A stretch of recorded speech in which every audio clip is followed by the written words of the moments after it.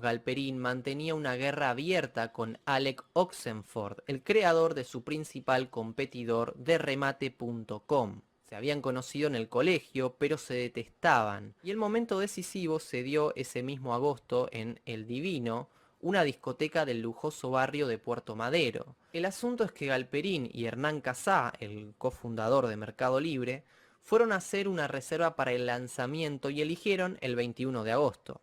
Al ir a pagar, les dijeron que otra persona había hecho una reserva y esa otra persona era Oxenford, con D remate.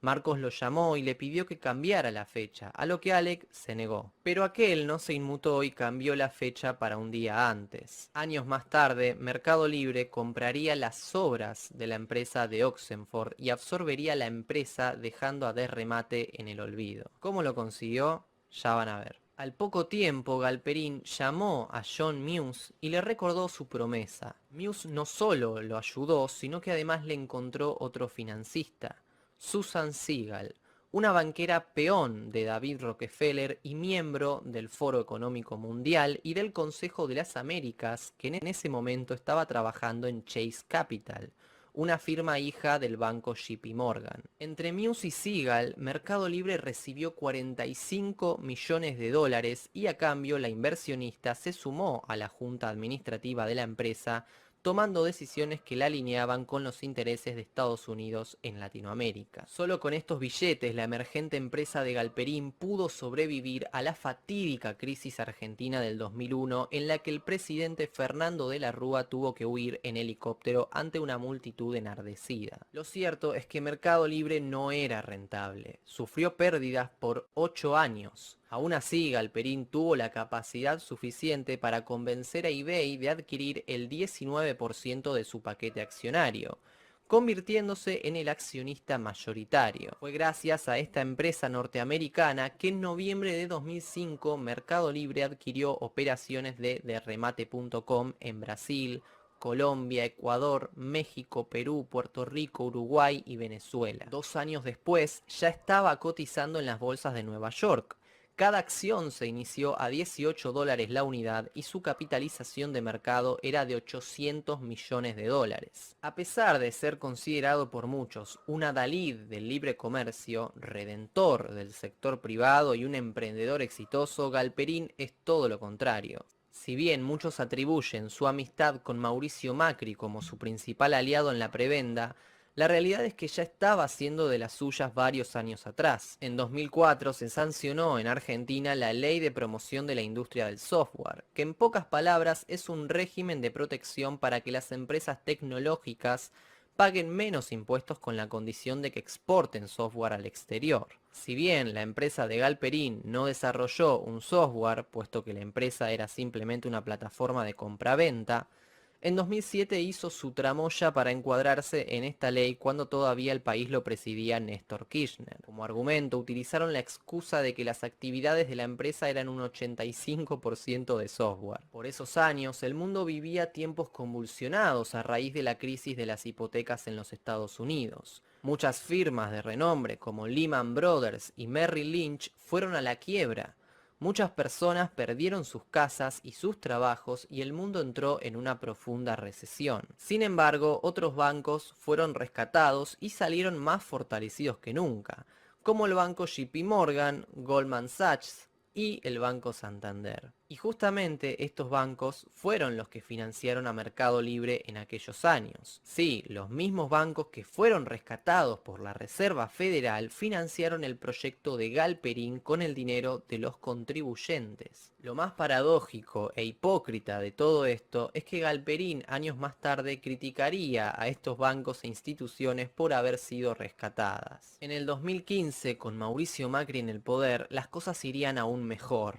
Mejor para Galperín, no para nosotros. Lo que antes hacía Débora Giorgi, kirchnerista de larga data y mujer de confianza de CFK, ahora lo hacía Francisco Pancho Cabrera, presidente del think tank macrista Pensar, y ministro de Producción los primeros 3 años de la gestión Cambiemos. Cuestión que su presidente, Pancho Cabrera, desestimó el informe de la AFIP que decía que entre 2016 y 2017 Mercado Libre se había ahorrado casi 32 millones de dólares gracias a la ley del software kirchnerista. Alberto Abad, titular del organismo, trató de hacer que Mercado Libre pagara por considerar que la empresa de Galperín no cumplía con las condiciones. Pero Cabrera intervino por orden de Macri y Abad se vio eyectado del puesto luego de este altercado, demostrando la prioridad que tenía Galperín para el gobierno. Y es que, efectivamente, era un aliado estratégico de Macri en su esquema de poder y a la hora de las relaciones públicas. Vos te llenás de dinero gracias a mí y luego elogiás mi gestión.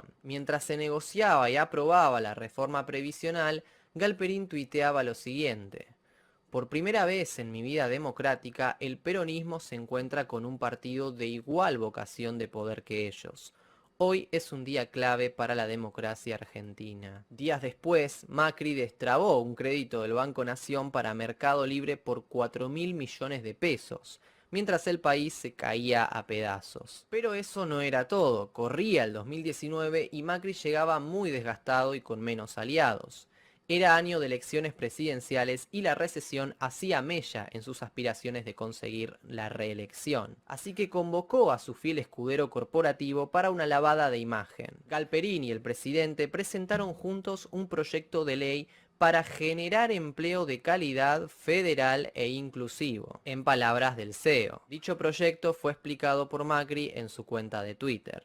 La ley propone menor costo laboral, menor impuesto a las ganancias, fomento a las nuevas empresas y estabilidad fiscal, para generar 200.000 nuevos puestos de trabajo en un sector dinámico que se desarrolla en todas partes del país. O sea, una ley del software pero con esteroides y hecha a la medida de su amigo. La ley definitivamente fue aprobada ese mismo año casi por unanimidad del Congreso y Galperín emprendió un nuevo camino lleno de beneficios y prebendas. Pese a que se jacta de ser una persona que toma riesgos y que nunca trabajaría en el sector estatal. Y es que efectivamente para él sería un cargo menor, le sienta mucho mejor el sector paraestatal. Cuando el barco macrista se hundía, Galperín fue acusado de vender letras del Tesoro argentino 12 días antes de que el por entonces ministro de Economía, Hernán Lacunza, reperfilara la deuda. Dado que vendió todos sus títulos a cambio de una enorme fortuna, no quedó atrapado en el nuevo esquema. A raíz de esto se denunció a Galperín por tenencia de información confidencial y defraudación contra la administración pública. Con la llegada de Alberto Fernández al poder y a pesar de sacarse una foto con él luego de su victoria en las elecciones de 2019,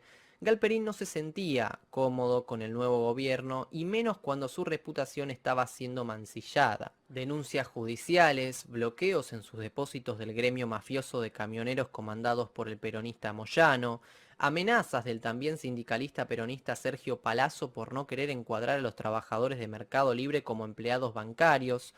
Todas estas manchas hicieron que nuestro Elon Musk argentino armara las valijas y se fuera con su familia a Uruguay. Mientras acontecía la pandemia y las acciones de Mercado Libre crecían un 185% en cuestión de meses, se empezaba a conocer la explotación de Galperín hacia sus trabajadores. Se supo que en el área de logística le hacían levantar a los empleados cargas pesadas sin faja y los obligaban a firmar contratos cortos que no ofrecían vacaciones ni antigüedad, ni indemnizaciones y los terminaban despidiendo a los 3 meses. Pero a Galperín no le interesaba solucionar esta cuestión. Sus ambiciones apuntan a impulsar la desaparición del dinero efectivo, para que éste sea desplazado por los pagos con QR y el dinero digital. Argumenta, entre otras cosas, que al usar efectivo, la mitad de los latinoamericanos no tienen acceso al crédito y que su empresa va a ser la que se los provea. En línea con eso, sostuvo vía Twitter que si los impuestos se bajaran en Argentina, estarían cerca de derrotar al efectivo. Recordemos también que Mercado Pago, la plataforma de pagos de Mercado Libre, es agente de retención y trabaja codo a codo con el fisco argentino